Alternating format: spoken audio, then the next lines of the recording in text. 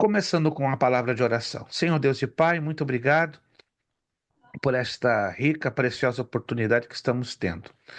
Obrigado pela vida de cada um dos meus irmãos e irmãs. Obrigado pelo esforço que eles têm colocado para estar aqui. Para alguns, quem sabe, foi um grande sacrifício, mas eu te agradeço pelo sacrifício que eles têm colocado, porque é para ti, é para a tua honra e para a tua glória. Obrigado também a Deus, em nome de Jesus, por teres me dado condições para estar aqui hoje. Tem sido desafiador nos últimos dias, mas eu te agradeço porque em cada desafio eu tenho vencido com teu braço forte, com a tua mão forte em meu favor. Muito obrigado. Abençoa, Senhor Deus, o início dessa nova matéria, arqueologia bíblica. Abençoa nosso irmão evangelista Kleber ali no médico, antropologia bíblica.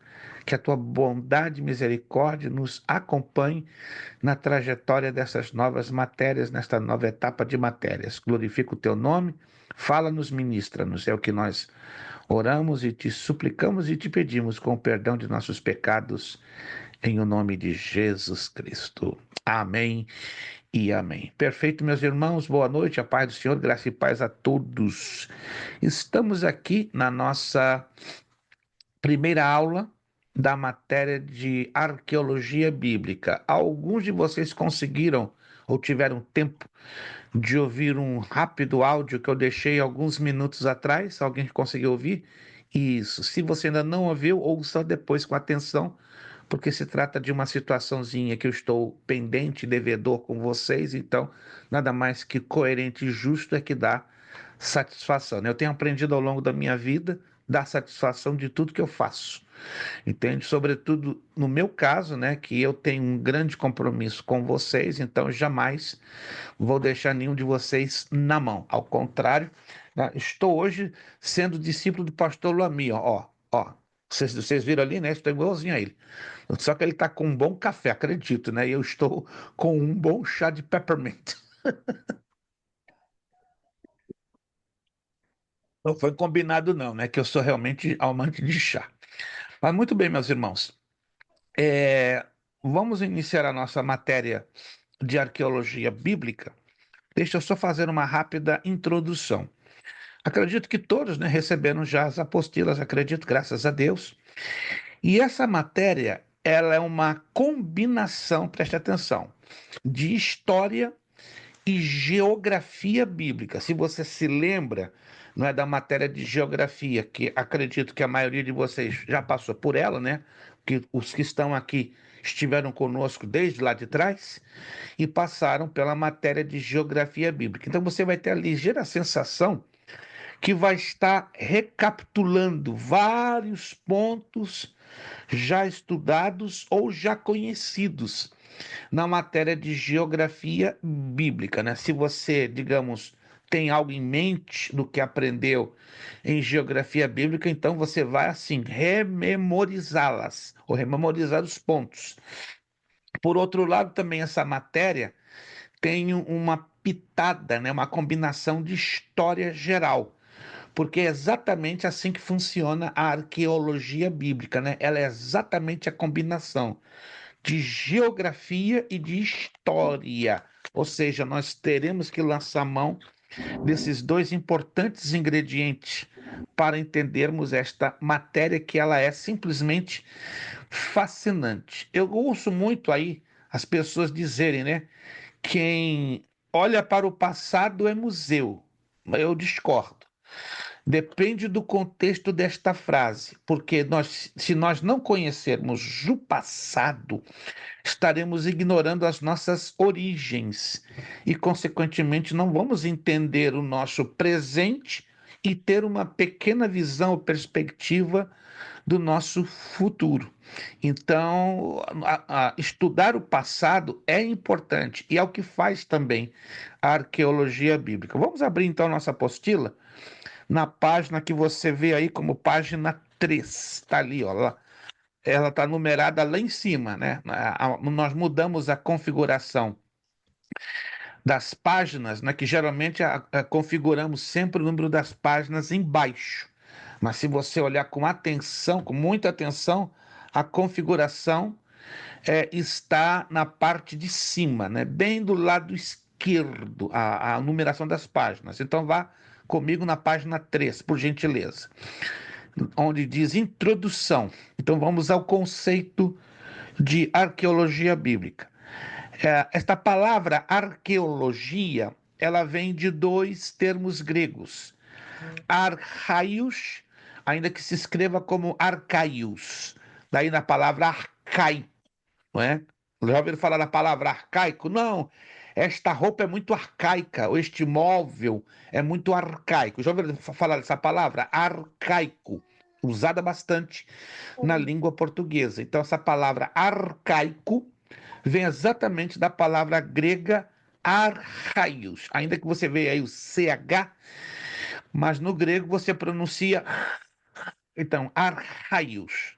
Archaios quer dizer antigo. Boa noite, paz do Senhor, irmão Washington, lá da Bahia, do interiorzão da Bahia, que deve estar uma temperatura agradabilíssima, muito agradável, né? Enquanto aqui estamos na torradeira, né? O hemisfério norte está pegando fogo, combatendo quase os 40, com 80 de umidade. Meu Deus, muito bom, muito feliz rever este jovem servo do Senhor. Irmão, Washington é perseverante, gente. Se não fosse perseverante, ele já tinha chutado o balde há muito tempo.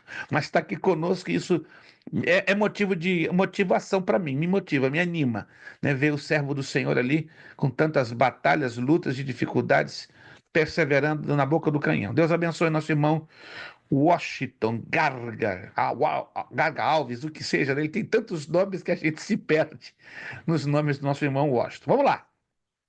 Arraios antigo e logos estudo. Então a arqueologia, ela estuda o passado, ela estuda o antigo. E aí, como eu acabei de falar, nós vamos nos remontar ao estudo um pouco da história geral e um pouco da geografia bíblica. Seria, continuando na apostila, etimologicamente, o estudo de vestígios de antigas civilizações. Contudo, no passado havia um outro significado. De acordo com Denis de Halicarnasso, né, que foi um historiador do segundo século depois de Cristo, que escreveu um livro chamado História de Roma, que é considerado como arqueologia de Roma.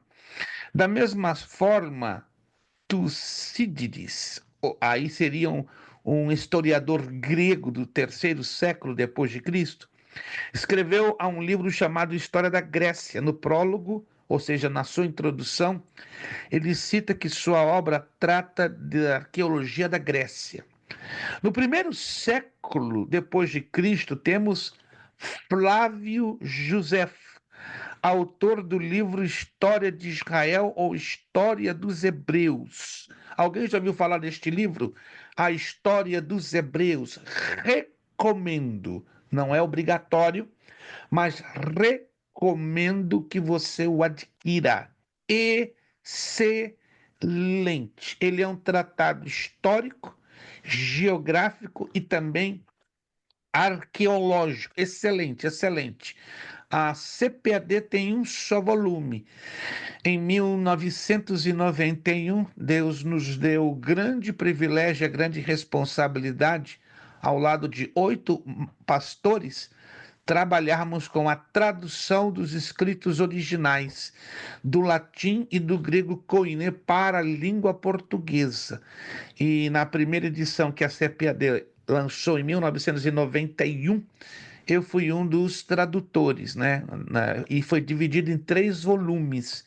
E no terceiro volume, na ficha técnica, ali consta o nosso pequenino nome, junto de outros 8 pastores que se empenharam com esta obra em língua portuguesa. Então, o que você tem hoje, como a história dos Hebreus, é fruto, né, do trabalho de 9 pastores, para a glória do Senhor nosso Deus, e eu sou um deles. Né? Embora nas edições atuais não consta o nome de nenhum dos 9 pastores, mas é somente na primeira edição que foi dividida em 3 volumes. Nossa irmã Lúcia Micos, oi irmã Maria Bandeirinha, essa é a versão atual. Deixa eu ver se eu tenho aquela pertinho de mim, a versão antiga. Deixa eu ver aqui se ela está aqui ao meu alcance. Não, pelo que eu estou vendo aqui, aonde? Não, não está. Não está aqui ao meu alcance, mas na próxima aula eu vou separar para vocês, porque a primeira edição ela foi dividida em 3 volumes, tá? Deu muito trabalho, gastamos 2 anos e 9 meses, 9 pastores traduzindo, recopilando, dando o melhor texto possível em língua portuguesa da história dos Hebreus. Repito e menciono este livro, não porque eu tenha sido um dos tradutores, mas é que é definitivamente a melhor obra. Tem muitas boas obras, mas é a melhor obra hoje conhecida, traduzida ao português, sobre o assunto de arqueologia bíblica, história bíblica, né, e até mesmo de geografia bíblica. Por isso que eu menciono aqui na apostila que Flávio Josefo, ele é um referencial, não é, para nós entendermos um pouco esta matéria bíblica. De acordo com isso, afirmamos que a arqueologia é o estudo de vestígios de civilizações antigas e também das interpretações dessas civilizações. Aí vamos às fontes de estudo. Você vai se perguntar: quais são as fontes de estudo geralmente usadas para entendermos e conhecermos a arqueologia, tanto secular como a arqueologia bíblica? Deixa eu ver se eu tenho aqui na minha mão, deixa eu ver aqui. Eu tinha separado. Vou ficar também devendo a vocês. Eu vou recomendar a vocês uma revista, só que ela infelizmente não tem disponível em português. Ela só é disponível em inglês. Você paga US$ 25 por ano e tem 4 edições por ano, ou seja, ela é trimestral. Então, a cada 3 meses, ela chega no conforto da sua casa. E essa revista se chama Biblical Archaeology, Arqueologia Bíblica. É a melhor publicação que eu já conheci em toda a minha vida. Tem muitas outras publicações de calibre, de importância, mas esta é completa, completa. Então, a 4 vezes ao ano você recebe, você paga US$ 25, é um preço irrisório, né? Por 4 exemplares. Então, se você tem interesse, eu vou postar aqui no grupo, certo? Na próxima aula eu vou trazer a revista para vocês verem. Excelente, né? E eu sou colecionador de muitas revistas em inglês, em espanhol, em francês, em alemão, em italiano sobre arqueologia, mas esta supera a todas. E ela ajuda você a estar atualizado com as últimas descobertas. Inclusive, a Biblical Archaeology foi a única revista que há 5 anos atrás noticiou. Ninguém noticiou isso na mídia, mas essa revista foi a única que noticiou a o encontro ou o descobrimento da Arca da Aliança na Etiópia, que ela estava ali por mais de 2000 anos, até que eles descobriram, fizeram uma reportagem, já foi transportada para Jerusalém e está ali no subterrâneo de Jerusalém, aguardando o momento que ela vai ser introduzida na ocasião da inauguração do terceiro templo, o templo do Anticristo. Mas eu vou postar no grupo. Aí, se você tiver interesse, vou também postar o endereço aonde você pode online fazer a sua subscrição, né, sua assinatura, ao preço de US$ 25 anuais. Vamos então às fontes de estudo para entendermos a importância da geografia bíblica. Fontes de estudo. A primeira delas, expostas. São vestígios antigos observados sobre a superfície da Terra. Exemplos: templos, zigurate. Procure ter em mente essa palavra, zigurate, que são as torres muito usadas e construídas na antiga Babilônia e na antiga Suméria. Pirâmides. Quantos já viram na televisão ou já estiveram no Egito e viram pessoalmente as pirâmides? Quantos? Isto. São construções monumentais, coisa assim. Já estive 4 vezes vendo-as de perto, tocando-as, visitando-as. É uma coisa. Quem ama na história e arqueologia fica alucinadíssimo, né? Eu pensava que até eu ia ficar doente da cabeça, de tão fascinante que é você conhecer de perto a engenharia que os egípcios lançaram mão para a construção de edifícios tão suntuosos como um grupo de mais de 60 pirâmides num perímetro de mais de 1.500 quilômetros entre o norte e o meio do Egito. Fora outros monumentos, né, que existem por aí afora de gigantesca envergadura e importância histórico-arqueológica. Parcialmente cobertos, outra fonte de estudo, são principalmente as ruínas de cidades. Existem dezenas, para não dizer centenas de cidades no planeta Terra que ainda mantêm as suas ruínas. Vou dar um exemplo, não sei se vocês já viram em foto, em documentários, em vídeos, no YouTube, né, sobretudo no YouTube, a cidade de Atenas, capital da Grécia. É um monumento vivo da história e da arqueologia. E há uma parte alta na cidade de Atenas chamada Acrópole. Guarde bem esse nome, Acrópole. Uma parte bem alta. E lá em cima está um monumento, um dos mais importantes da história da humanidade, chamado o Templo da Deusa Minerva, chamado Partenon. Está em ruínas, mas muito conservado, datado de 420 antes de Cristo. Temos o Coliseu de Roma. Já ouviram falar do Coliseu de Roma? É um anfiteatro de Marcelo, tá? Está no centro da cidade de Roma, capital da Itália. Irmão José Carlos aqui diz, né, que as pirâmides eram revestidas de pedras brancas. Algumas, irmão José Carlos, não foram todas.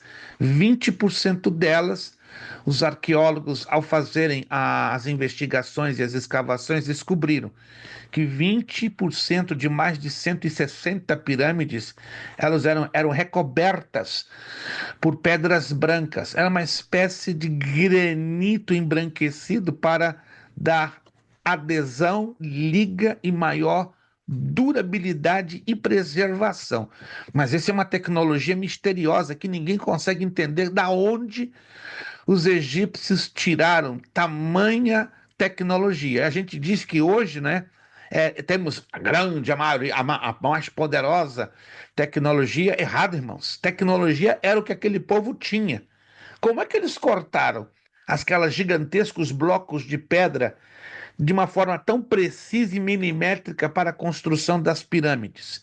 Se você um dia for pessoalmente, você até pode levar uma régua e você vai descobrir que não existe uma falha em nenhuma pirâmide, elas são perfeitamente retinhas. Deslocamento, como que fez o deslocamento? E outra coisa que deixa todo mundo de cabeça quebrada, ninguém consegue imaginar. Existem especulações históricas, mas ninguém consegue chegar a uma conclusão final, entende? O mais estranho é que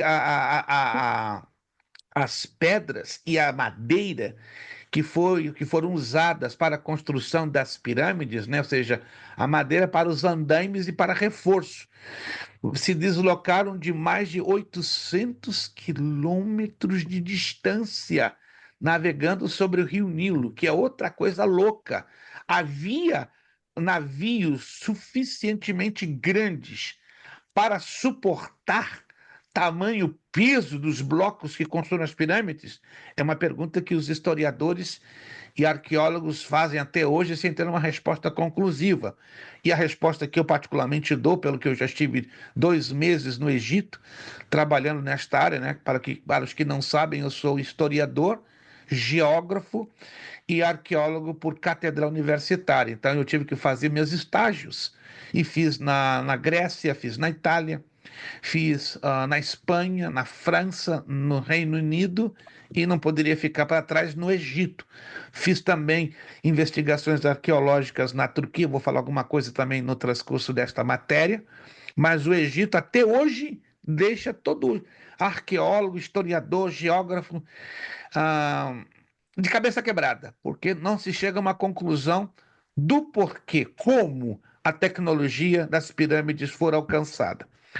Aí nós temos outra fonte de estudo, totalmente cobertos.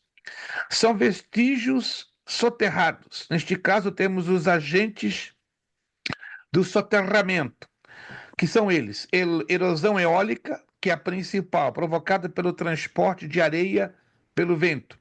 Erupção vulcânica, isso você vê claramente nas 3 cidades que foram soterradas pela erupção do vulcão Vesúvio no ano 79 depois de Cristo, ali na Itália, no sul da Itália. Pompeia, Herculano e Estábias. Para quem já ouviu falar, essas 3 cidades foram soterradas pela lava e pela cinza vulcânica expelida pelo Vesúvio. Já estive, você pode não acreditar, queria ter podido fotografar, mas na ocasião, na época, eu não pude.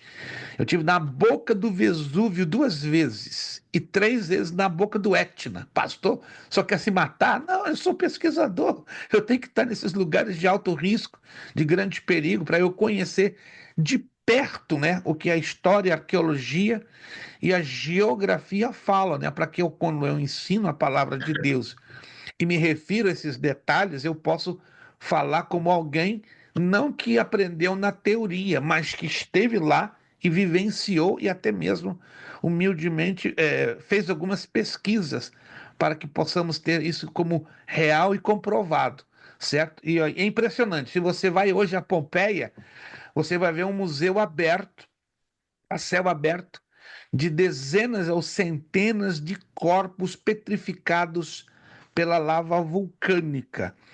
Aí temos uma outra fonte, né, de estudo da arqueologia, a construção de tel. O que é um tel? Um tel é uma montanha artificial, resultado da construção de uma cidade sobre ruínas de outra cidade. Isso é muito comum no atual país do Iraque ou na antiga Babilônia e na antiga Suméria.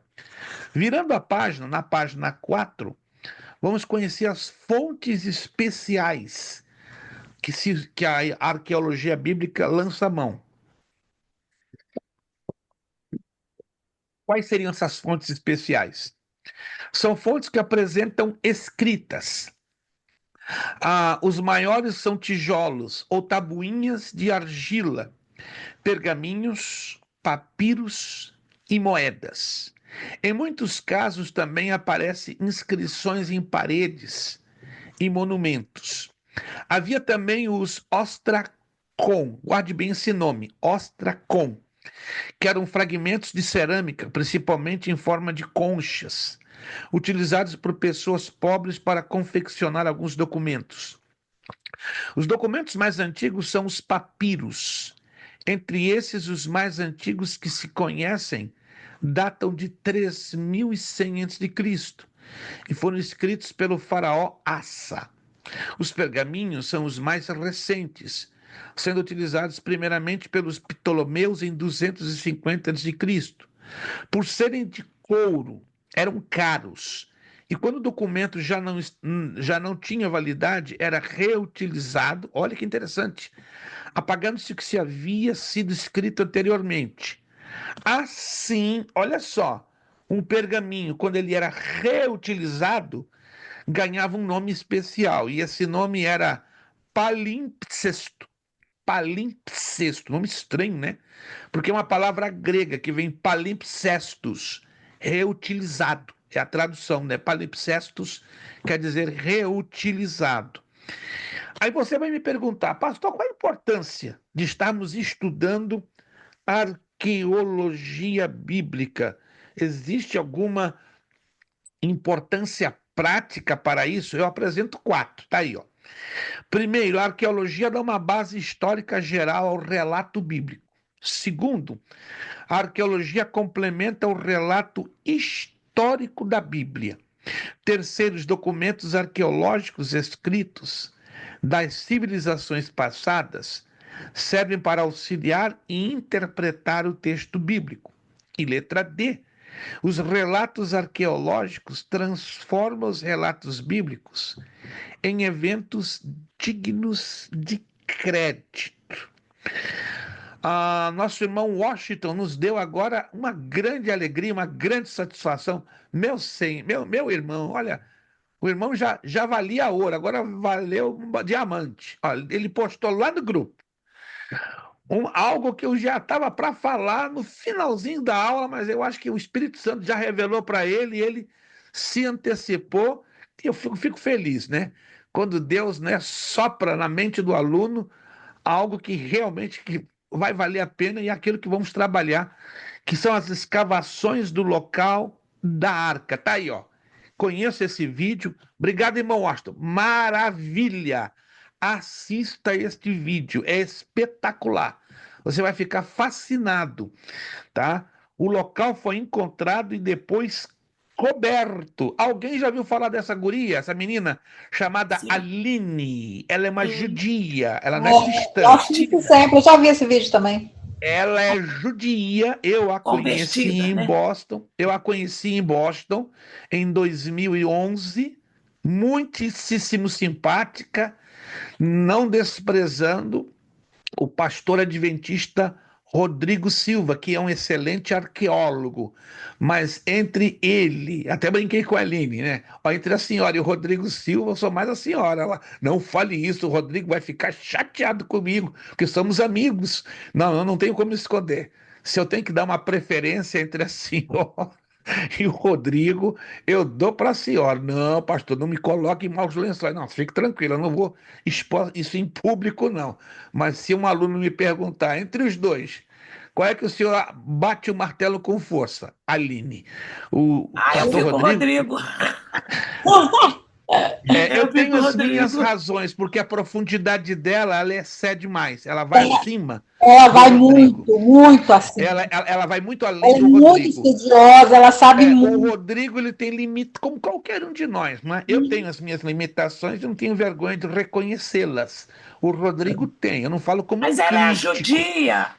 Eu acho que Por isso isto, dá a ela, E assim, Rodrigo é mais técnico, não, pastor? isto, o Rodrigo é É bem mais mais técnico. técnico. é, Ela já é muito prática. É tomar lá prática. da cá. Ela é de uma praticidade fantástica. E ela vai muito dentro do texto, tanto da Bíblia como dos outros documentos que dão corroboração, né, ou confirmação da Bíblia. Mas cada um é cada um a respeito, né?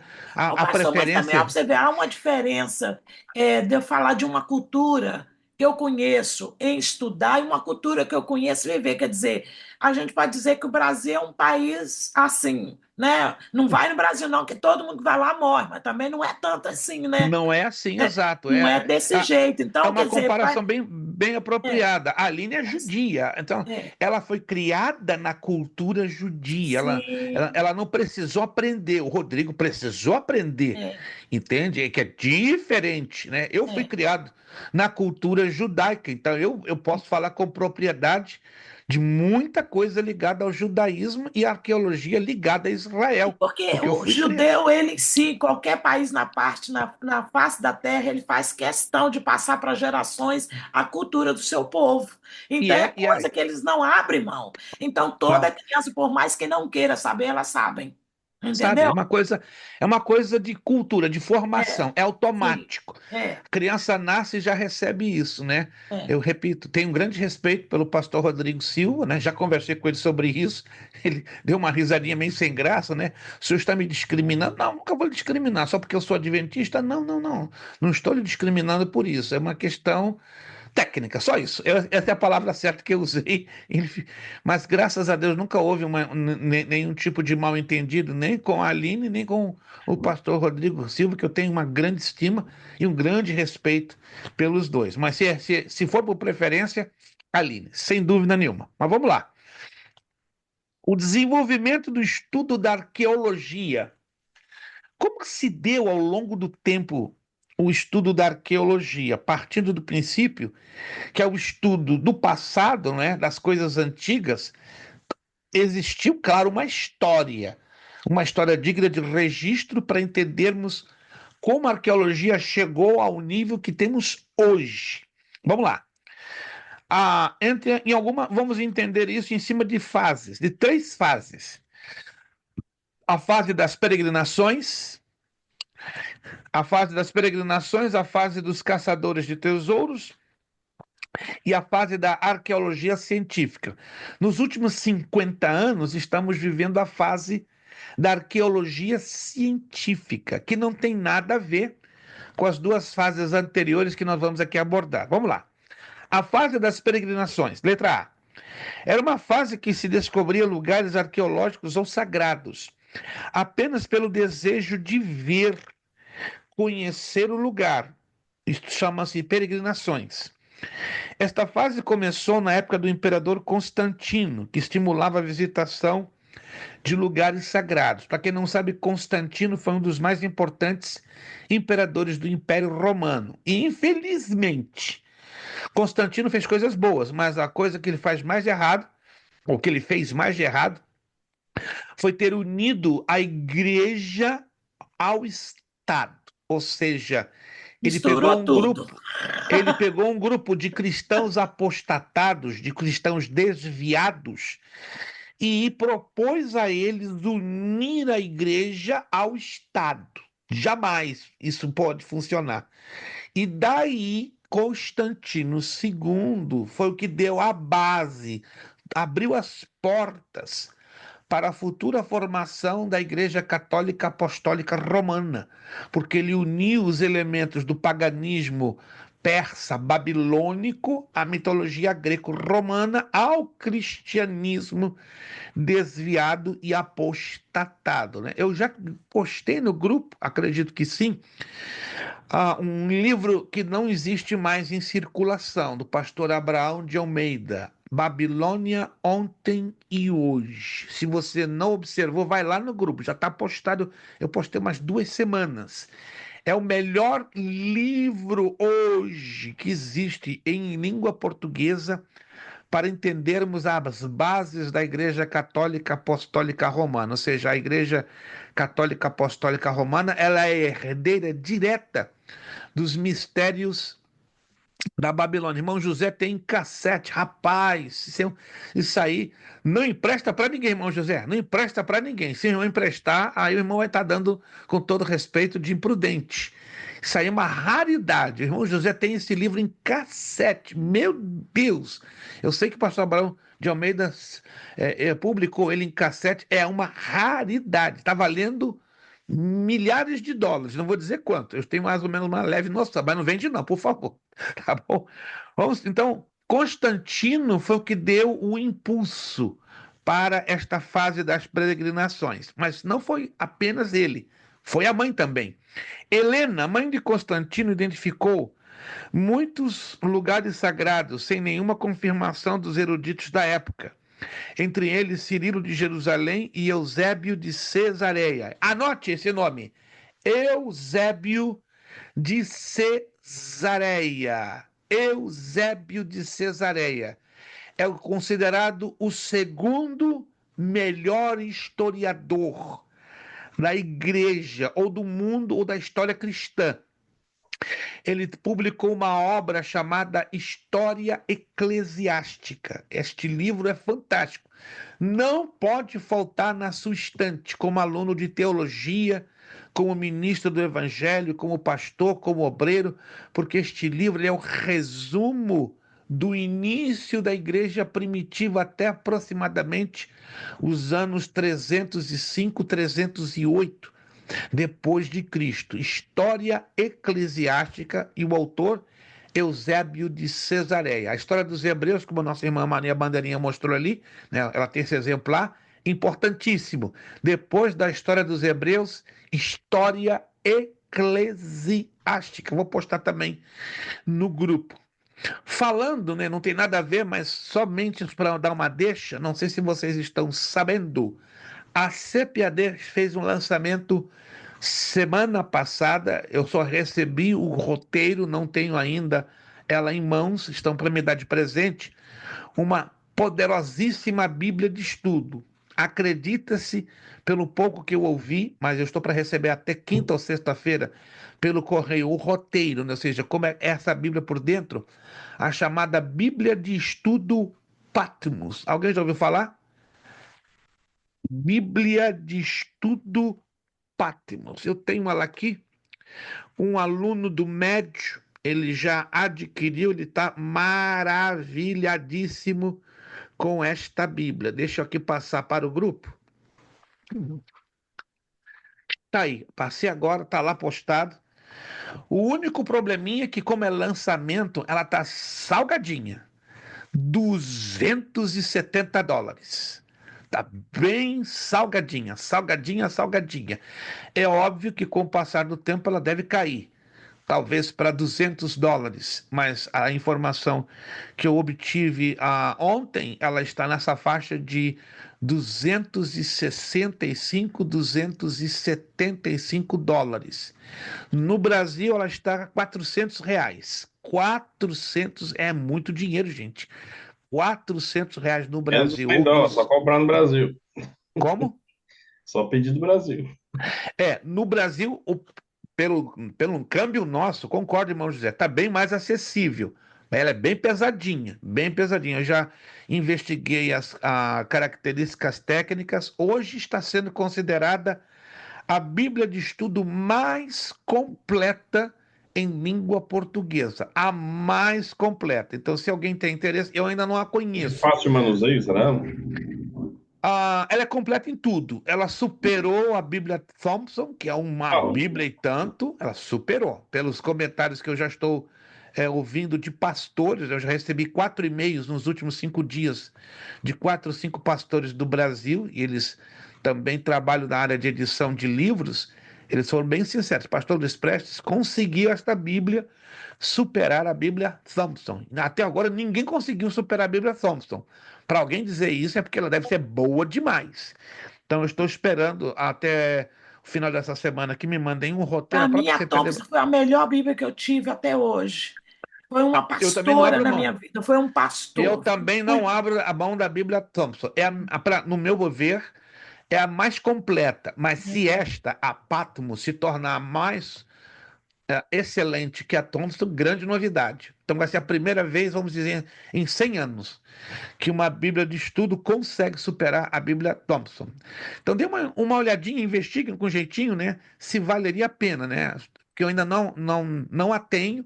Alguém vai me dar de presente, eu estou aguardando aí um pastor que me vai enviar por correio, né? Já me deu a promessa que vai me enviar. No momento que eu a tenho, aí eu tenho, vamos dizer assim, propriedade para opinar se ela é definitivamente o que dizem ou apenas muita conversa, né? Porque também às vezes tem muita conversa a nível Muita de propaganda, né, pastor? exato, exato, né? Então eu quero ter a comprovação no momento que chega na minha mão e eu tenha pelo menos 3 semanas ou 2 para fazer a avaliação, aí eu posso dar um parecer. Aí nesse meio tempo, se você quiser também fazer a sua investigação, faça com toda a liberdade. Mas o dia que eu já tiver nas minhas mãos é diferente. Aí eu posso dar um parecer e aí dizer, olha, essa aí conseguiu superar de longe. Aí eu recomendo a compra, né? Mas de momento é interessante você fazer uma investigação e fazer uma análise. Ela está falando o seguinte, que essa Bíblia, eu procurei aqui, que as notas explicativas dela, tem as notas, tem a parte conteúdo histórico e cultural, Ok? esclarecem as passagens mais difíceis, os Hum, mapas coloridos, a concordância, o sumário dos livros, olha o só. panorama de personagens da história. Então, tá falando que a parte sintética dela é mais apropriada para professores, líderes de escola dominical. Hum. O foco É, dela é para essa, né? é Hum, interessante, é interessante. Lembra bastante a estrutura da Bíblia Thompson, muito, lembra bastante. Tudo isso que a pastora Priscila mencionou, temos também dentro da Bíblia Thompson, mas eu bato na tecla e repito: se essa Bíblia consegue superar a Thompson, eu vou ser um dos primeiros a gritar para os 4 ventos. Mas eu acredito que eu ainda preciso de tempo, né? Acredito que 1 mês ou mais para eu ter essa Bíblia nas minhas mãos e aí eu posso dar um parecer. Sendo o que dizem, superando a Thompson, e claro que eu vou recomendar a todos os nossos alunos que possam, porque é um valor um pouquinho caro, né? Porque é lançamento. Todo lançamento, eu me lembro que a primeira Thompson que eu comprei em 1974 era caríssima, caríssima, mas caríssima. Eu tive que esperar 1 ano e 4 meses para comprar a minha primeira Thompson. É totalmente normal. Todo lançamento é muito A caro. Thompson é muito antiga, né, pastor? Como? A Thompson é muito antiga, né? Ela tem 185 anos em inglês. Em inglês.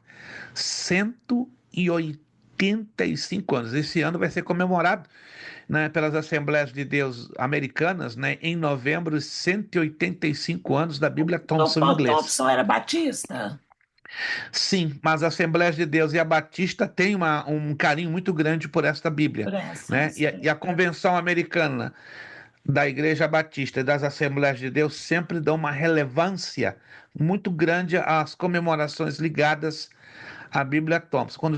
Eles comemoraram, tanto a Assembleia de Deus Americana como a Batista, quando comemoraram os 100 anos, inclusive tem um recorte de jornal da época, né, há 85 anos, foi um festão aqui nos Estados Unidos. Então acredito que vai ser algo parecido em novembro, quando vão comemorar os 185. A nossa pastora Priscila acaba de postar ali no link, né? A CPAD do Brasil. Também tem aqui de Boston, a CPAD de Boston. Deixa eu ver aqui, rapidinho, não estamos nos desviando do assunto. R$ 300. Obrigado, pastora Priscila. De 429,95, R$ 300. Olha, se você conhece alguém que vai para o Brasil e volta, não é? Que vai e volta, peça. Acredito que valeria a pena, mas eu repito, eu de momento não posso dar um parecer, enquanto eu não a tiver Eles nas minhas enviam, mãos. pastor. Hein? Pelo valor que está o dólar hoje, compensa a pessoa pedir de lá, que o envio não fica tão caro. Teria que conversar, né? Bem de perto. Quem poderia deles fazer esse envio e se valeria a pena. Agora, comprar aqui eu acho complicado. Tá bem salgado. US$ 275. Não digo que não vale a pena, né? Só vou dizer que vale a pena, repito, quando eu a tiver nas minhas mãos, eu possa ter pelo menos 3 semanas para fazer uma boa avaliação. Vamos lá na página 5. Falando de Eusébio de Cesareia ainda. Eusébio de Cesareia escreveu uma obra onomásticon, onde ele relacionou 1000 nomes de lugares sagrados, como altares, templos, cidades, etc., dos quais a arqueologia moderna já confirmou mais da metade. Que tremendo isso! Durante o período do movimento maometano, as peregrinações diminuem, mas aumentam no período das cruzadas. O movimento maometano foi um movimento perpetrado, organizado pelo Islã, ou seja, pelos islâmicos, quando eles invadiram a Península Ibérica no 7º século depois de Cristo, ou seja, os islâmicos saíram do Marrocos, da Tunísia, da Líbia e invadiram em massa o sul de Portugal e o sul da Espanha. Se você hoje vai no sul de Portugal e todo o sul da Espanha, você vai ver a influência islâmica, muçulmana, grandíssima. A cidade de Sevilha, de Córdoba e de Granada, na Espanha, são os monumentos vivos da invasão dos mouros na Península Ibérica. Nossa irmã Maria Bandeirinha, ela é espanhola, não é? Falo isso com muito carinho e respeito, né? E tenho uma admiração muito grande à Espanha, porque eu sou bisneto, né, de espanhóis, né, de judeus espanhóis. Não sei se a irmã Maria Bandeirinha já esteve em Granada ou em Sevilha. Ali é fantástico a marca dos islâmicos na Península Ibérica. Tremendo, tremendo. Olha, você tem a ligeira sensação que você está num país muçulmano, quando você vai a Sevilha, a Granada, a Badajoz, né, que também tem uma influência islâmica fortíssima. Por quê? Porque os islâmicos criaram ali o califato, né, de Granada, que ficou ali em torno de quase dos 2 séculos. E o desejo dos islâmicos era conquistar toda a atual Espanha. Imagine, um país enorme dominado pelos islâmicos. Seria uma virada na página da história da Europa. A Europa não seria o que é por causa da dominação islâmica dentro de toda a Espanha, mas os islâmicos não conseguiram, né? Inclusive, os reis espanhóis da época conseguiram frear o avanço dos islâmicos no seu desejo de conquistar a Península Ibérica. A mesma coisa aconteceu com os portugueses. Eu estou mencionando isso, né? Que nesta época as buscas, né? Ou seja, o movimento de arqueologia diminuiu bastante. mas voltam a aumentar no período das Cruzadas, ou seja, a partir de 1096. A partir do ano de 1096, quando Urbano II, o Papa da Igreja Católica da época, lança a primeira cruzada. Alguém me perguntou qual foi o objetivo das cruzadas? Os católicos dizem proteger a Terra Santa dos infiéis, ou seja, dos islâmicos. Mas quando você estuda a fundo a história, você descobre que o propósito foi outro. O propósito das cruzadas da parte da Igreja Católica foi roubar todas as riquezas, todo o ouro que estava onde? Na Terra Prometida ou na terra de Israel. E assim eles o fizeram, através de 9 cruzadas. Então, toda aquela glória de ouro, de poder, de joias que tem dentro do Vaticano é tudo roubado pela própria Igreja Católica ao longo de quase 110 anos, através das 9 cruzadas, né, que a Igreja Católica lançou sobre a Terra Santa. Aí entrou um grupo, né, que até filmes de Hollywood tem trazido, né, os Cavaleiros Templários. Alguém de vocês já ouviu falar dos Cavaleiros Templários? Eles existiram, The Templar Knights. Eles foram um grupo que lutou contra a Igreja Católica. Olha que loucura, né? E o objetivo dos Cavaleiros Templários era preservar os sítios arqueológicos da exploração excessiva da Igreja Católica e, ao mesmo tempo, estabelecer um sistema ideológico religioso que conseguisse derrubar a Roma. Só que, infelizmente, os templários foram mortos pelo Papa Clemente II. Eles subsistiram perto de uns 80 anos, entre o século XII e o século XIII. Depois eles foram completamente extintos. Mas eles deixaram uma marca muito forte na Europa, tanto que em Londres, Inglaterra, tem o Templo Templário. Ali é impressionante. O que você entra ali dentro, vê a sepultura dos 12 principais cavaleiros templários. Eles eram realmente místicos, não é? Eles seguiam uma mistura de credos da antiga Babilônia e ao mesmo tempo do cristianismo, né? Eles tiveram um chefe, tiveram 12 cavaleiros representando os 12 apóstolos de Cristo, ou seja, eles deixaram, claro, uma marca muito forte na história da Europa e na história da arqueologia secular e também da arqueologia bíblica. Passando o período das cruzadas, estamos aqui na página 5 da apostila. Em 1404, o italiano Ciriaco de Pizzocoli viajou para a Palestina e fez uma coleção sistemática de objetos da antiguidade. Por esse interesse, olha só, Ciriaco de Pizzocoli, ele é conhecido por alguns como o pai da arqueologia. Olha só. Então guarde esse nome. Ciriaco de Pizzocoli é considerado por muitos o pai da arqueologia. Em 1550, um francês chamado Jean Fabry viajou à Palestina e preparou um estudo do solo e do relevo palestino, indicando vários lugares sagrados. Em 1648, Pietro della Valle, um italiano, viajou para a Palestina durante 10 anos e, após essa viagem, escreveu um relato dos lugares arqueológicos intitulado Viaggio de Pietro della Valle il Pellegrino, ou seja, viagem de Pedro do Vale, seria a tradução livre em português, né? Viagem ou viagens de Pedro do Vale, o Peregrino, né? Mas o livro está originalmente em italiano, né? Viaggio de Pietro della Valle il Pellegrino. Eu tenho esse livro, ele é fascinante, né? Quem é amante de história, geografia, arqueologia, como eu, então eu não vou recomendar você, se você não é amante. E outra coisa, não tem em português, só tem disponível em italiano. Em 1800, Winkelmann realiza escavações na Palestina e descreve alguns lugares arqueológicos. E verdadeiramente é considerado o pai da arqueologia. Então, como é que fica o negócio? Quem é o verdadeiro pai da arqueologia? Ficamos com dois. Ficamos com Ciriaco de Pizzocoli, o italiano, e com o inglês Winkelmann. Então, seriam os dois pais da arqueologia. Então, esta é a fase das peregrinações. Depois a fase dos caçadores de tesouros, tipo Indiana Jones.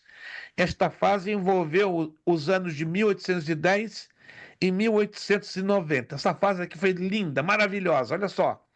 Nesta fase, os descobrimentos arqueológicos eram estimulados unicamente pelo valor comercial dos achados. Entre os primeiros objetos encontrados e levados para a Europa está a pedra Rosetta, encontrada no Egito, na cidade de Rosetta, pelo exército de Napoleão. Isso aconteceu em 1797. Essa pedra continha 3 inscrições nas seguintes línguas: hieróglifo, demótico e grego. Esta pedra está exposta hoje, no Museu Britânico em Londres, Inglaterra. Levada à França, foi estudada por Champollion François. Ele, que já conhecia o grego, com algum esforço, decifrou o demótico e notou que as duas mensagens eram semelhantes. Notou que o nome do rei Ptolomeu encerrava as mensagens e que estas eram inequivalentes. Então, anote aí, a pedra Rosetta, ela marca o período da fase dos caçadores de tesouro. Ou seja, eu vou passar várias ilustrações que estão nos slides e vocês vão identificar a pedra Rosetta. Entre 1811 e 1817, Claudius Rich encontrou, através das escavações, a antiga Babilônia. Gente, isso é loucura! Escreveu uma obra chamada Memórias sobre as Ruínas da Babilônia. Eu já estive no Iraque 2 vezes e vi algumas dessas ruínas. É assustadoramente lindo, lindo, lindo. Sobretudo resíduos da cidade de Nínive. As ruínas existem. Ao redor de Bagdá tem ruínas da antiga cidade da Babilônia, né? Porque a cidade da Babilônia estava coladinha com a atual cidade de Bagdá, né? Você vê alguma coisa ligada aos jardins suspensos da Babilônia, né, construídos pelo rei Nabucodonosor II, que a Bíblia fala, né, foi o rei que foi comer capim e que lançou a Sadraque, Mesaque e Abdenego. Impressionante. Tudo isso tive a oportunidade de conhecer pessoalmente em escavações, né, em ruínas que existem destas cidades. Virando a página 6. Em 1815, George Grotethund conseguiu traduzir os cuneiformes da Pérsia. O que são os cuneiformes? Eram plaquinhas, tabletas de argila escritas com o barro molhado, mas era uma caneta de metal, de ferro, que dava uma característica, uma escrita peculiar.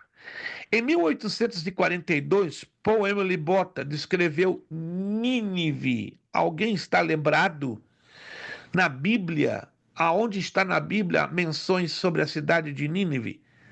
Tem dois livros na Bíblia, presta atenção.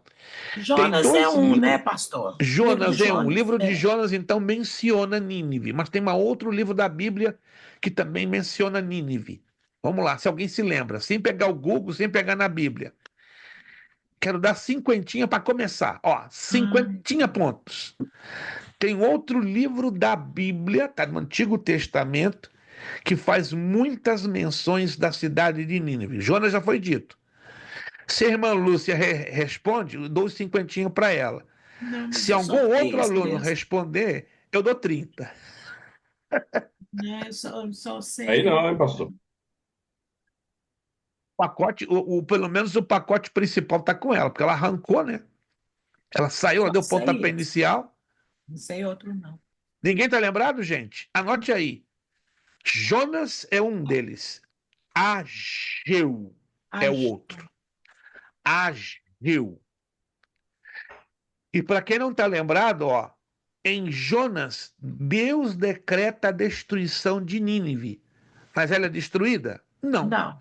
Por causa da pregação de Jonas, 120 mil almas se convertem. Mas, e no livro de Ageu? Acontece 20 anos depois da pregação de Jonas em Nínive. Mas 20 anos depois o povo se desvia. O povo volta a ser aquele povo malvado, aquele povo desviado, aquele povo idólatra. Aí Deus não poupou a cidade de Nínive e ela foi arrasada até os pés. Para você, é o conteúdo do livro do profeta Ageu. Se você nunca leu, é um livrinho pequeno, pequenito, leia, tome tempo. E é um livro que vai te ajudar a entender muita coisa da arqueologia ligada à Assíria. A Assíria. Nós vamos falar um pouco sobre a Assíria, que eu vou falar exatamente agora. Ó. Em 1842, Paul Emily Botta descobriu Nínive. Como não conseguia descobrir mais nada do sítio da antiga Nínive, começou a escavar mais ao norte, num local chamado Khor-Sadab. Olha a surpresa o que acontece. Ele descobre o palácio do rei Sargão II, datado de 730 antes de Cristo. O rei Sargão teve uma influência muito grande na invasão de Samaria. Estão lembrados? Que os profetas do Antigo Testamento profetizaram que Samaria seria destruída por uma nação do norte. E essa nação do norte foi quem? Foram os assírios. Assírios. Anote aí, não é sírios. Porque tem na Bíblia Assíria, 2 S's, A, 2 S's, e Síria. Muito cuidado. Tem pastor que troca as bolas, está no púlpito falando de Síria, mas na verdade está falando de Assíria, e às vezes inverte, não é? Paulo estava no caminho de Damasco, capital da Assíria. Eu ouvi isso já 2 vezes, de pastores renomados, e repetiu. Eu falei, Ok, pastor, tá a Síria foi destruída completamente, né? Que não tem nada a ver com essa Síria de hoje, né? Não. A Síria, que conhecemos hoje, sempre teve a capital, a cidade de Damasco. E ela está ali juntinho entre Israel e a Turquia. Já a Síria, hoje é o Iraque. Hoje é o Iraque. E a capital da Síria era Nínive.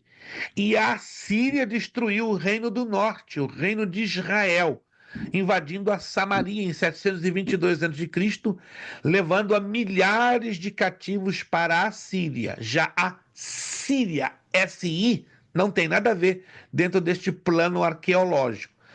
O país da Síria é hoje moderno, né? Um país atual. É um país moderno, exatamente. Mas é importante deixar claro que sempre a cidade de Damasco, desde que se saiba pelos antigos anais da história, sempre foi a capital do país Síria. Estou deixando bem claro para não haver confusões lá na frente de Síria e Assíria. Ok. Ô, pastor, e a cidade de Suzã ficava onde? Porque eu li... Ao ladinho de Nínive. Eu vou apresentando o mapa daqui a pouco. Ok. Eu li Daqui a pouquinho. os históricos da arqueologia de Suzã, que eles encontraram 150 anos atrás, uma história muito bonita que eu li um dia desses. Não, fantástico. Eu já estive lá pessoalmente.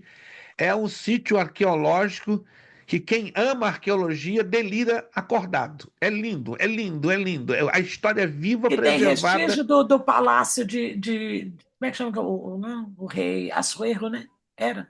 Sim, os vestígios do palácio. Eles encontraram várias Eu entrei lá peças. dentro, lá dentro, fiquei lá dentro 18 horas com a permissão especial.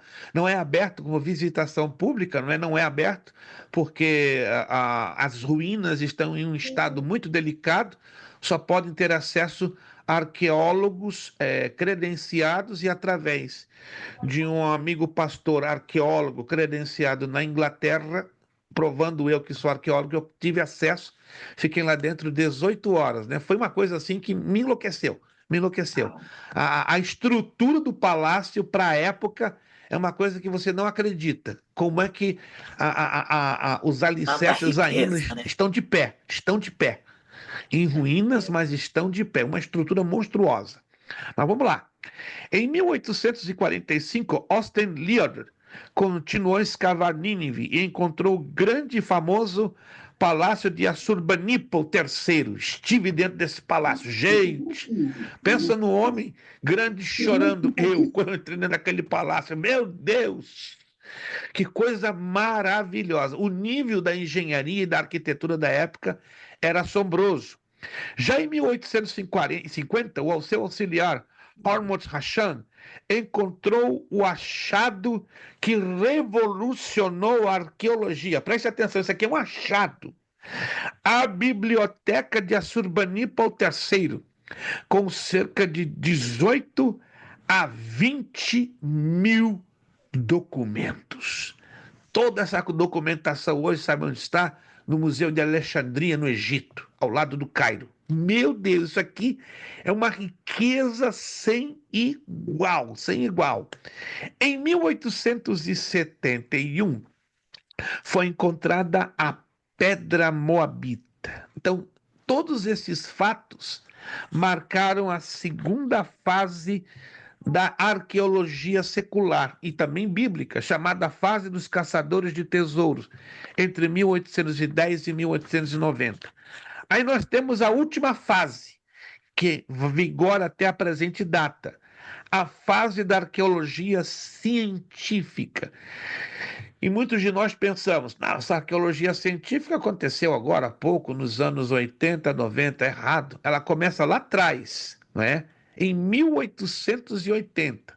Talvez tenha começado com Frédéric Petrie, em 1880, que engenhou um método de medição das pirâmides de Gizé. Para quem não sabe, quando você for lá no YouTube procurar sobre as pirâmides, você vai ver que tem um monumento no formato de um cachorro, com cabeça de homem, com pata e tudo, assim, como montado atrás de uma pirâmide.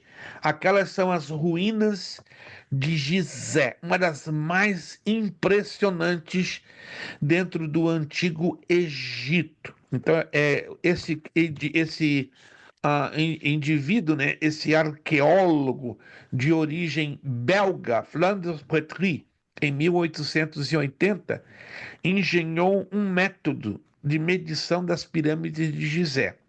Fez também escavações na Palestina, no sul da Palestina, em Serabit el-Kadem, e encontrou vestígios do alfabeto primitivo, que corresponde a cerca de 1800 antes de Cristo, derrubando a ideia que o alfabeto foi criado pelos fenícios em 3200 antes de Cristo. Preste atenção, há uma ideia, há uma fábula, há um mito mal contado que foram os fenícios, os criadores do alfabeto. E você vai encontrar isso em muitos sites da internet e muitíssimos livros de história. Mas quando você entra a fundo na arqueologia secular e na arqueologia bíblica, esse mito ele é completamente desmentido. Não foram os fenícios, em 3200 a.C., os inventores do alfabeto primitivo, de forma nenhuma. Mas o alfabeto primitivo foi estabelecido perto de 1800 a.C., e provavelmente foram os midianitas. Lembram-se dos midianitas? A Bíblia fala muito sobre os midianitas. Foi em Midian que Moisés fez o quê? Alguém está lembrado? Moisés foi a Midian fazer alguma coisa. Uai, que ele teve um encontro lá com a sarça, não foi, em Midian? Exatamente, foi lá que ele teve encontro com a sarça, foi lá que ele encontrou com Jetro, né? E de Jetro veio a sua futura esposa Ciporá, né? Mas Gideão também tem, Gideão também conta histórias dos medianitas, quando eles, Isso. né, foram também um calo no sapato deles por muitos anos de escravidão. Foi um grandíssimo inimigo de Israel a seu tempo, mas num passado bem distante, os midianitas eram bem amigáveis com os israelitas, mas mais adiante, no tempo de Gideão, isso quase 350 anos depois de Moisés, os midianitas, como disse nossa irmã Lúcia, se tornou um calão no sapato dos israelitas, tão duro como nos filisteus.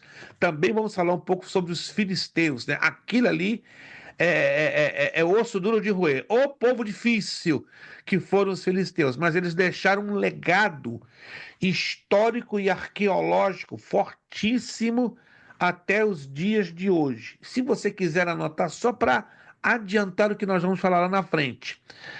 Hoje em dia, alguém me perguntou: quem são os descendentes diretos dos filisteus? Resposta: os habitantes da faixa de Gaza. Yes! Só podia E ser. os habitantes da faixa de Gaza. Só podia ser. Só podia ser.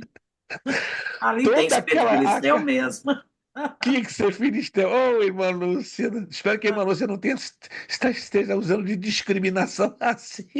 Eles não estão aqui para ouvir nada. Meu Deus, mas será que não tem alguém aqui com filtro na internet e depois eu vou ser bombado? Depois é possível, né? Porque hoje está tão Gilberto, difícil, você não consegue falar vai nada. ter que usar. A tecnologia acaba de derrubar a nossa live, hein? Irmã Giane, a senhora pode não acreditar, eu fiz uma live há 4 meses atrás, eu estava falando sobre a igreja que está deixando os seus valores morais para trás, trocando pelos valores do diabo. Gente, a live foi cortada imediatamente. E depois eu recebi uma mensagem no Instagram, isso foi feito no Instagram, que eu havia violado a política de direitos que o Instagram estabelece. Tá perigoso, gente. Qualquer vídeo que você faz ao vivo falando de coisas contrárias ao que a Bíblia ensina, está sob censura. Claro, nós estamos fazendo aqui ao vivo a aula, mas há um risco. Já teve 2 aulas nossas que eu fui informado por alunos que foram editadas, cortadas pela metade. Uma aula nossa de soteriologia do básico e uma aula de cristologia. Eu fui informado que o YouTube ele limitou, ele cortou entre 15 a 18 minutos da gravação. E eu recebi depois, né, de 5 meses, uma informação, uma mensagem do próprio YouTube dizendo que a aula tal e a gravação tal havia violado os direitos de privacidade dos consumidores pelo YouTube. Ou seja, estamos passando por momentos difíceis, que a liberdade de expressão está sendo devagarzinho, picotada, tosada, limitada. Daqui a pouco a gente não vai poder falar. Então, o tempo próximo que a gente vai ter, a gente não vai poder mais falar de Bíblia, você sabe disso? Exatamente. Então, que vamos aproveitar enquanto pudermos, né? E até mesmo o que tiver já gravado, há uma tendência de ser eliminado, deletado. Tanto que eu já estou com outro provedor, que não é o YouTube, eu já estou aos poucos transferindo todos os vídeos, irmão José Carlos, de volta para as cavernas. Olha, meu irmão, estamos chegando nesse momento, né, de voltar para as cavernas. Mas eu estou pagando agora um provedor, estou pagando um pouco caro para transferir todos os vídeos da Faculdade Teológica Bereia, porque o YouTube está instável. Então eu posso a qualquer momento não ter mais como local para guardar os vídeos. Então eu estou sendo obrigado a pagar. Então estou transferindo aos poucos. Até o final de junho eu vou transferir tudo. São mais de 1000 vídeos. Imagina perder mais de 1000 vídeos. São 5 anos da história da nossa faculdade. Perder isso para o YouTube. O YouTube hoje está me dando sem custo nenhum. Mas é normal, eles vão eliminar isso por causa Estão recortando, essa é a verdade, os direitos dos evangélicos. Mas vamos continuar. Vamos lá. Essa questão, então, que o alfabeto foi estabelecido pelos fenícios, caiu por terra. Colaborando para provar que Moisés, é esse ponto que eu quero chegar aqui, que Moisés teve condições plenas de ter escrito seus respectivos livros bíblicos, ou seja, o Pentateuco, cerca de 1400 a.C. No Egito, Flandres Poitiers, ele fundou a Escola Britânica de Arqueologia. 2 arqueólogos ingleses aperfeiçoaram o método de escavações e de estratigrafia vertical, ou seja, decifrar as mensagens no sentido verticalizado. Frank Bliss e G. McAllister estabeleceram também um método para datação de cerâmicas. Mais tarde, William F. Albright, que é tido como o maior intelecto do século XX, ele determinou a cronologia do desenvolvimento das cerâmicas. Charles Clement Ganal é identificado como descobridor da pedra moabita. Sigarstand fez um estudo sobre o desenvolvimento das línguas semíticas. Nelson Glueck desenvolveu um método para identificar períodos de ocupação do antigo Próximo Oriente. E Kathleen Kenyon criou um método de estratigrafia vertical escalonada para escavações. Na página seguinte, eu não vou entrar em maiores detalhes, é só um quadro demonstrativo para você entender cronologicamente as idades do desenvolvimento da cultura, dividido em proto-história e história. Isso aqui é importante, ó. Início da civilização em 3100 a.C., com os sumérios, mesopotâmios, etc. Aí está aí os períodos e as durações. Aquele que não apresentar data, porque não temos uma data precisa, por isso o asterístico. Só o Mesolítico, que temos registros comprovados, e ainda com algumas dúvidas. Aí temos aqui o quadro da história, os períodos: primitivo, bronze médio, bronze posterior, ferro 1, ferro 2, ferro 3. Super interessante isso. Antes de nós partirmos para a página 8, que é da criação ao dilúvio, vamos então a alguns slides só para recapitular partes que já estudamos e algumas que ainda vamos, claro, tê-las mais detalhadas. Vamos lá. Salve esses slides. Se você ainda não salvou, estão lá todos no grupo. Salve-os. Vão ser importantíssimos para você compreender a fundo esta matéria. A descrição da arqueologia. Todos estão enxergando, gente? Não perguntei. Todos estão enxergando? Maravilha. Arqueologia e Geografia Bíblica é um curso de formação que estuda o contexto histórico e cultural da Bíblia. Os monumentos antigos da região bíblica, Mar Mediterrâneo, Ásia Menor, Egito, Mesopotâmia, Irã, para ajudar a compreensão correta das Sagradas Escrituras do Antigo e Novo Testamento. Neste curso, igualmente, faremos o estudo do espaço geográfico, compreendido nos relatos bíblicos, e os movimentos histórico-político-econômicos dos povos e tempos. Isso aqui é uma placa de argila, como eu já havia mencionado a vocês, aonde está o registro de hieroglifos. Alguns pronunciam hieróglifos. É correto, as duas pronúncias. Hieróglifos ou hieroglifos. Não eram letras do nosso comum alfabeto, eram símbolos. Você pode ver aqui, ó, de uma coruja, um olho e assim por diante, codornas. Cada um desses símbolos continha o quê? Um formato de alfabeto e, consequentemente, traziam uma mensagem. Os hieróglifos ou hieroglifos, muito comuns nas antigas dinastias dos faraós egípcios. Aqui nós temos os melhores livros de arqueologia bíblica e recomendamos. Você não é obrigado a comprá-los, claro. O senhor já recomendou alguns aqui para nós que nós já compramos. O terceiro aqui, ó, eu lembro que quando nós tivemos a matéria de arqueologia, a maioria comprou. Eu sei que eu comprei. Arqueologia é o terceiro aí. Exato. A Bíblia é arqueologia, arqueologia bíblica, arqueologia das terras da Bíblia, geografia da Terra Santa e das terras bíblicas, arqueologia do Velho Testamento. São excelentes livros, mas esses são os melhores. Os 6 melhores disponíveis em língua portuguesa. Fora a Bíblia arqueológica, que existe em português. Ela é muito boa, ela é muito completa no assunto de arqueologia bíblica. Ok. Conceito de arqueologia. O conceito de arqueologia bíblica, geografia da arqueologia bíblica, seções de arqueologia bíblica geral e arqueologia da Palestina, fontes da arqueologia bíblica, já falamos alguma coisa. Arqueologia bíblica e a fé religiosa, etnografia do Antigo Oriente Próximo, escavação de um tel, já falamos alguma coisa. Métodos de análises arqueológicas, análise da numismática, ou seja, das moedas. A osteológica, ossos. A etnoarqueológica, características étnicas, raciais. Análise do solo, amostras de terra e análise de cerâmica.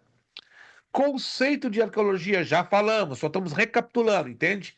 A palavra arqueologia vem de duas palavrinhas, arraios e logos.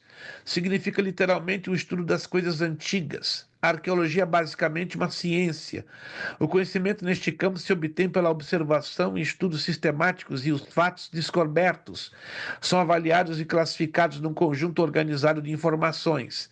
A arqueologia é também uma ciência composta, pois busca auxílio em muitas outras ciências, tais como a química, a antropologia, matéria que o evangelista Kleber está dando lá no médio hoje, começando hoje, e a zoologia.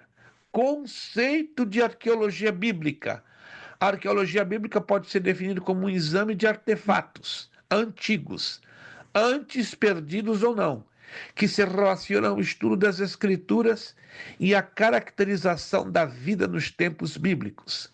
Geografia da arqueologia bíblica. Seções da arqueologia bíblica, já falamos alguma coisa. Arqueologia bíblica geral e arqueologia da Palestina. Já falamos hoje também um pouquinho das fontes da arqueologia bíblica. Textual, tradição oral, fóssil, inscrições, cerâmica, moedas, objetos, monumentos. Já falamos também um pouquinho da escavação de um tel. A arqueologia bíblica e a fé religiosa. Se você está vendo aí com calma, ó, esse gráfico aqui interessante, é o princípio da sobreposição dos estratos. Todo arqueólogo tem que ter em mente isso aqui, ó, que é um tipo de um filtro, não é? Dividido em 3 camadas, a camada A, B e C. E a esse princípio, o arqueólogo aprende que a camada C é a mais antiga que a B. É lógico, porque é que está mais profunda no momento que está sendo feita a escavação. A camada B é mais antiga do que a A. E a A, que está mais próximo da superfície da Terra, é óbvio que ela é a mais jovem de todas. Aqui nós temos fotos de sítios arqueológicos espalhados pelo planeta Terra, né? Que são locais onde estão ruínas, tá? Como aqui, isso aqui no Iraque. Aqui nós temos próximo de Bagdá, não é? Também no Iraque, através de vasos, moedas. Essa é a pirâmide de Gizé. Preste atenção, aqui, ó. Essa é a pirâmide de Gizé. Uma cabeça humana no corpo de um animal com as patas assim em repouso. E atrás uma monumental pirâmide, uma das maiores do Antigo Egito em perfeito estado de conservação. Temos sequelas de ossos, para você ter uma ideia, esses são os ossos do primeiro gigante, detectado no norte da Jordânia, provando a existência dos nefilins e dos anaceus ou anaqueus, não é que a Bíblia se refere aos gigantes. Essa alçada aqui, não é? Ela foi encontrada quase que inteira e ela que está encolhida dentro de um círculo, que é uma espécie de sepultura. Data de aproximadamente 6.100, 6.000 a.C. E colocado em linha reta ou de pé, a medida desta alçada é de 3,36, ou seja, um gigante de 3,36 metros. Coisa de louco. Aqui temos um exemplo de um papiro de vários documentos, né, encontrados em muitas dessas escavações arqueológicas do passado. Métodos de análise arqueológicas, análise da numismática através de moedas, a osteológica, através de ossos, a etnoarqueológica, através de características étnicas, a análise do solo, amostras de terra e análise da cerâmica. Aí temos que agora analisar um pouco, agora pela visão bíblica e da geografia bíblica, geografia do crescente fértil. O que você está vendo aqui é um zigurate. O zigurate era uma construção no formato de torre, tinha vãos de escadas, como vocês estão vendo aqui, e acredita-se que a Torre de Babel tenha sido um gigantesco zigurate, enorme, porque os zigurates geralmente tinham 2 pavimentos apenas. E a Torre de Babel, o texto hebraico sugere que tinha mais de 20 pavimentos, ou seja, equivaleria a medidas modernas a um prédio de 325 andares, coisa que não existe, mas para vocês terem uma ideia do quão alto foi aquela torre ou aquele zigurate. Clima, desertos, estações, vegetação, hidrografia, geologia, geografia econômica e política, rotas comerciais, etnografia das regiões. Vamos entrar então no crescente fértil. Este é o crescente fértil. Se vocês estão se lembrando um pouquinho de geografia bíblica, o crescente fértil era uma faixa de terra envolvida no formato de uma meia-lua, que ia desde o Egito, cruzava a metade da Sírio-Palestina, abraçava toda a Mesopotâmia, terminando lá no cantinho, no Golfo Pérsico. A Mesopotâmia tem esse nome porque vem de 2 palavras gregas. Meso, meio ou entre, e Potâmia vem de pótamos, quer dizer rio, região entre rios. E aqui está o Tigre e o Eufrates. Mas a Bíblia, no livro de Gênesis, fala de 4 rios.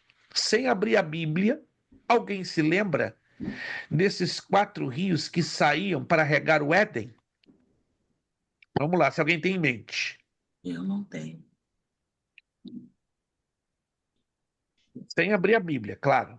É o Abrindo Tigre, qualquer um. Bison, 1, 2, que mais? Falta 2. Sem abrir a Bíblia, por favor. e o Tigre, Bison e o... esqueci o outro. Eufrates? Tigre, Pison, Gion e Isso. Hiddekel. Na verdade, o tigre não é mencionado. Vamos à Bíblia? Isso aqui é interessantíssimo. Teve um que sumiu, né, pastor? Não, 2, por causa do dilúvio. Vamos abrir a nossa Bíblia, livro de Gênesis. Livro de Gênesis, capítulo 2. Livro de Gênesis, capítulo 2.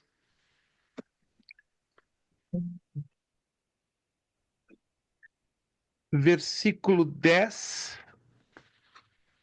11,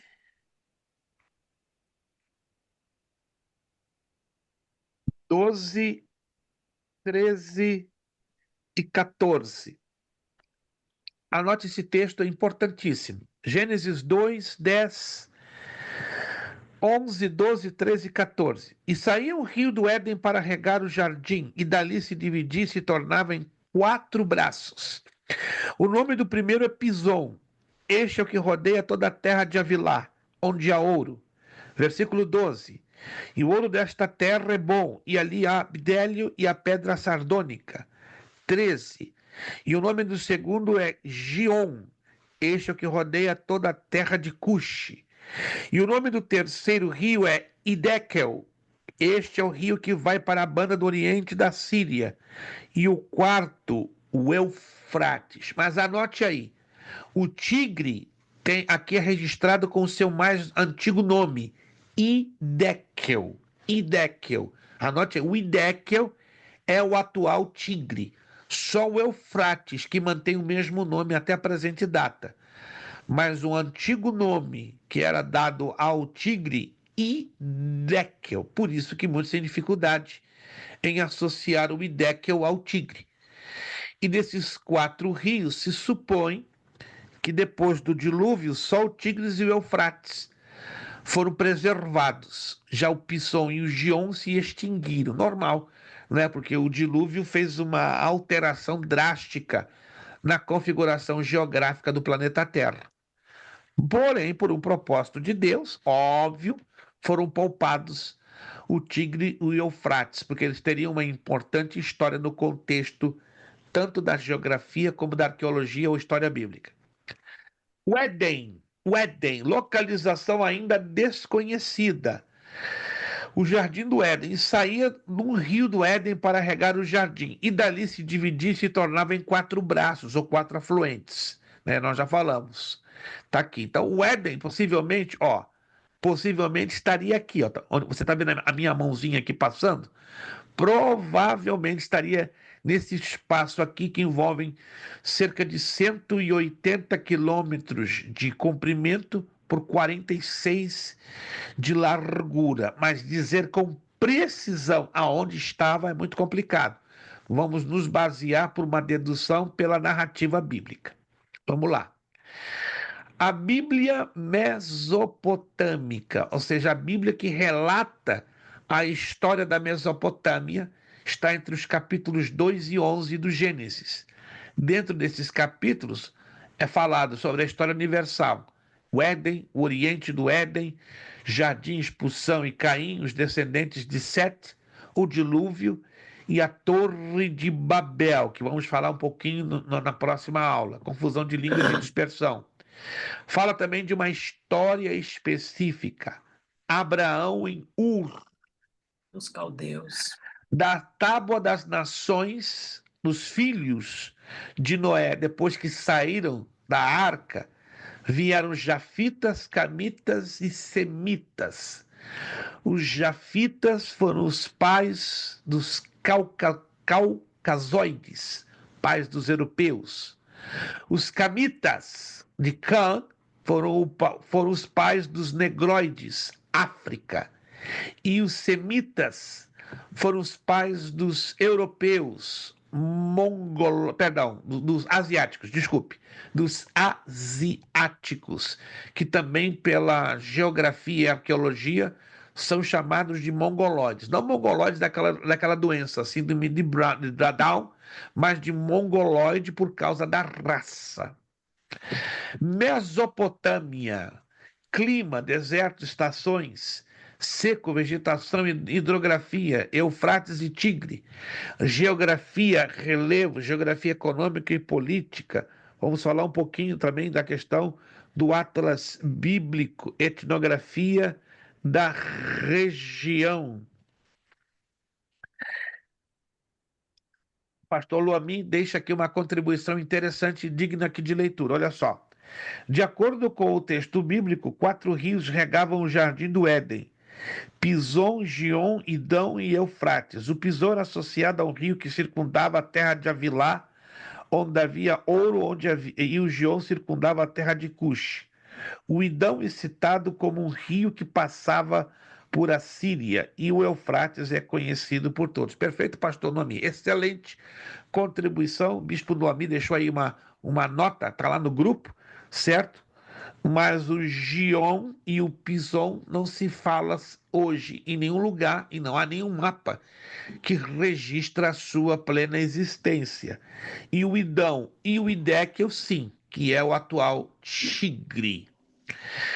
Na próxima aula vamos entender um pouquinho sobre o Egito, tá? Sua vegetação, sua geologia. Vamos falar também alguns detalhes sobre o crescente fértil, suas adjacências, ou seja, suas vizinhanças. Vamos então ligar a arqueologia bíblica ao Antigo Testamento. Funções da arqueologia bíblica, já falamos um pouquinho da história. Esta é a pedra de Roseta, que está. A pedra de Roseta, escrito em 3 idiomas. Aqui na parte de cima, em demótico no meio, em grego e em hieróglifos na parte, esta aqui, ó, mostra direitinho as três divisões. E vamos falar um pouquinho mais de outros legados históricos da arqueologia bíblica, ou da arqueologia secular, perdão, que influenciaram dentro da arqueologia bíblica. Já falamos um pouquinho sobre o desenvolvimento da arqueologia, que temos a nível de níveis, né, para você entender, sobre a História 3, a Pedra de Rosetta. Isso aqui é lindo, gente. Está lá no Museu Britânico, em Londres, Inglaterra. A inscrição de Berristune, vamos falar um pouquinho também. O selo de Baruch, uau, está ligado ao livro de 1 de Reis. Vamos entender um pouquinho sobre isso. Vamos falar sobre os Oreus e Salomão. E vamos avançando para entendermos alguns pontos altamente importantes dos legados arqueológicos encontrados ultimamente e que confirmam, não é, as pesquisas arqueológicas, confirmando, claro, o relato bíblico. Temos aqui um grupinho de exercícios. Vou levar vocês lá no finalzinho. Lá no finalzinho, isto. Lá no finalzinho você vai ver exercícios de arqueologia. Nós temos aqui um questionário geral.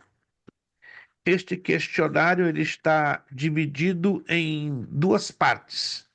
Uma parte 1, em algarismos romanos, que tem 9 perguntas. Uma parte 2, que tem 7 perguntas. E o relacione a coluna A com a coluna B. Para a próxima aula, preste bastante atenção.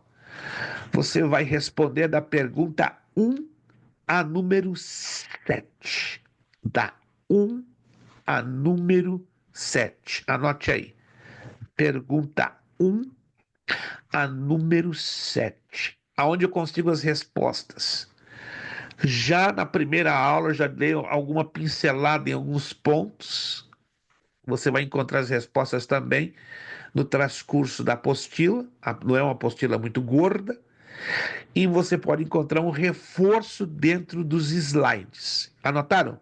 Pergunta 1 a pergunta 7 do primeiro questionário, tá? Nós vamos fazer bem devagar, porque o objetivo nosso é que você assimile da melhor maneira possível, porque é uma gama, é um conjunto muito grande de informações. Então não queremos criar conflitos de informações na cabeça, na mente de vocês, mas, sobretudo, colocar em relevância os pontos da arqueologia bíblica mais importantes para você fazer as conexões com os fatos bíblicos. Esse é o objetivo, então, desta matéria. Não vou trazer aqui uma avalanche de informações, mas as informações mais importantes que venham a confirmar a trajetória dos fatos e acontecimentos confirmados pela palavra de Deus. Ou seja, a arqueologia ela confirma a veracidade dos acontecimentos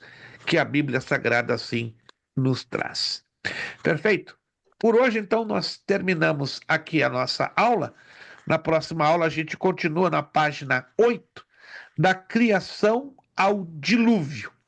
Aí nós vamos falar, não é, dos fatos bíblicos ligados da criação ao dilúvio e vamos, aos poucos, fazer a associação na arqueologia bíblica.